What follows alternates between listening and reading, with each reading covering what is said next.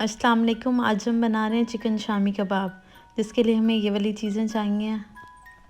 अब मैं ये सारी चीज़ें कुकर में डाल रही हूँ। चिकन, दाल, स्पाइसेस सारे, सब्ज़ मिर्च, अदरक लहसुन का पेस्ट। जो मैंने चने की दाल ली है उसको मैंने 2 घंटे के लिए भिगो के रख दिया था, उसके बाद मैंने इसमें डाला है। अब मैं इसमें 2.5 गिलास पानी डालूँगी, इसको 15 से 20 मिनट के लिए वेट दे दूँगी।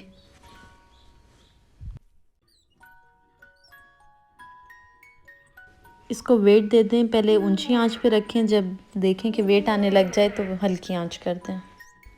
अब आप देख सकते हैं 15 मिनट बाद मैंने इसको ओपन किया है। इसके अंदर पानी बिल्कुल ड्राई हो गया है, जो चिकन है वो भी बिल्कुल सॉफ़्ट हो गई है, दाल भी सॉफ़्ट हो गई है। अब मैं इसमें से चिकन निकाल लूँगी कुछ, और कुछ इसके अंदर रहने दूँगी। अब जो मिक्सचर है वो मैं ब्लेंडर में डालूँगी, उसको ब्लेंड कर लूँगी। ब्लेंडर में अच्छी तरह इसको मिक्स कर लें।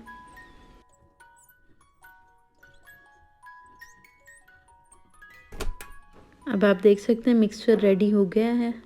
जो मैंने चिकन सेपरेट करके रखी थी उसको मैं इस दोरी मोली में मैं एक दफ़ा कूट लूँगी। कूटने के बाद आप देख सकते हैं ये बिल्कुल श्रेड हो गई है। अब मैं इसको पूरे मिक्सचर में मिक्स करूँगी, और स्पाइसेस आप देख सकते हैं, नमक और लाल मिर्च चेक कर सकते हैं।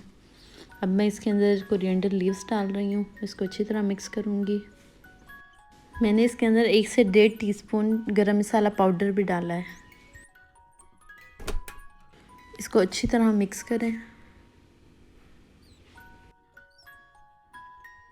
अब आप देख सकते हैं मिक्सचर बिल्कुल रेडी हो गया है। अब मैं इसके शामी कबाब बनाऊंगी और फिर इसको फ्रीज़र में रख दूंगी। शामी कबाब मैं इस ट्रे में बना के रखूंगी, लेयर्स दूंगी इसकी। पहले मैं एक लेयर दूंगी, फिर उसके ऊपर रैप रखूंगी, फिर दूसरी लेयर दूंगी, फिर एक और रैप रखूंगी, फिर तीसरी लेयर दे के रैप रख के फिर मैं इसको फ्रीज़र में रख दूंगी। जब ये बिल्कुल फ्रीज़ हो जाएँ तो आप इसको निकाल के शॉपर में डाल के रख दें।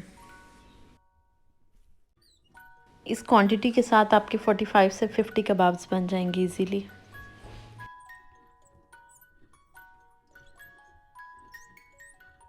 उम्मीद है आपको ये रेसिपी अच्छी लगी होगी। लाइक करना, सब्सक्राइब करना और शेयर करना मत भूलिएगा। इंशाल्लाह मिलते हैं नेक्स्ट वीडियो के साथ।